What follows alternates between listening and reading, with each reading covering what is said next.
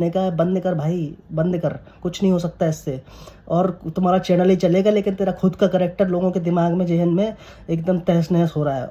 You see.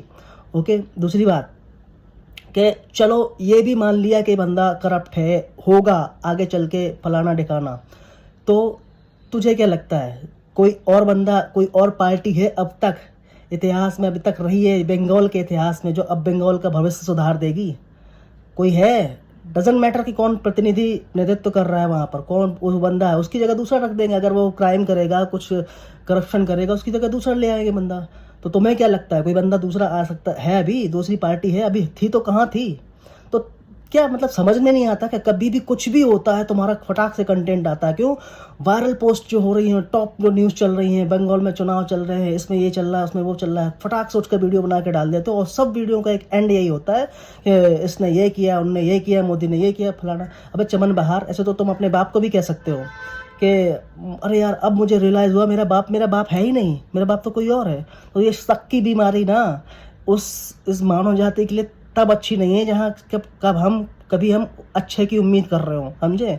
और बाकी public से मेरी ये रिक्वेस्ट है कि भाई अपना ब्रेन वॉश होने से बचाओ, इतने चमन मत बनो, इतने बेवकूफ़ मत बनो। अगर पहले से हो तो कुछ नहीं कह सकते, इम्प्रूवमेंट अगर करना है तो होशियार बनो थोड़ा। आज की दुनिया में इतना ईजिली अपना ब्रेन वॉश मत करवाओ, ठीक है?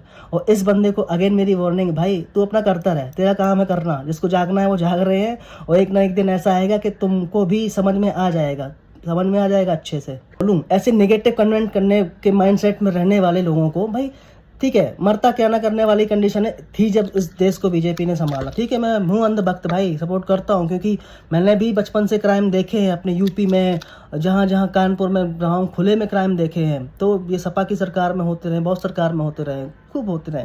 अब तो उम्मीद जिससे है तो उसी के सपोर्ट में खड़े हो सकते हैं ना। चलो जो अच्छा कर रहा है, जिसके आगे पीछे कुछ है नहीं, जिसको जोड़ना नहीं है, उसी से उम्मीद कर सकते हैं ना। और रही बात इसकी शक की, तो भाई शक की कोई वो नहीं होती है। जिसको नेगेटिव उठाना होता है ना, तो वो कचड़े में भी कुछ ना कुछ ढूंढता रहता है। तो एक बहुत सीधा एग्जाम्पल है, माता सीता को भी नहीं छोड़ा था तुम लोगों ने। हम वो मानव जाति हैं इस जो शक की में रहते हैं कि माता सीता को भी नहीं हमने छोड़ा था। माता सीता को जब अपहरण हुआ था तब उन पे चरित्र पे उंगली उठाई गई थी। फिर बाद में जब वो आई, जब उनको ऋषि मुनि के आश्रम में रहना पड़ा, तब भी उनको उंगली उठाई गई थी। तो तुम क्या उम्मीद करते हो? ये भगवान को भी नहीं जब छोड़ा तुमने, तो तुम क्या उम्मीद करते हो? ये नेगेटिविटी कभी ख़त्म नहीं होने वाली। तो अपने ब्रेन को वॉश होने से बचाएं भाई। ऐसे चमन बिहारों को सुन के आप अपना टाइम मत ख़राब करें। अपना फंडा क्लियर रखें कि आप अच्छे की तरफ हो या बुरे की तरफ हो। अगर दूसरी पार्टी है तो मुझे बताएं, अगर बंगाल में थी, और इतने कोई अगर और आ सकती है तो बताएं। धन्यवाद। जय हिंद, जय भारत।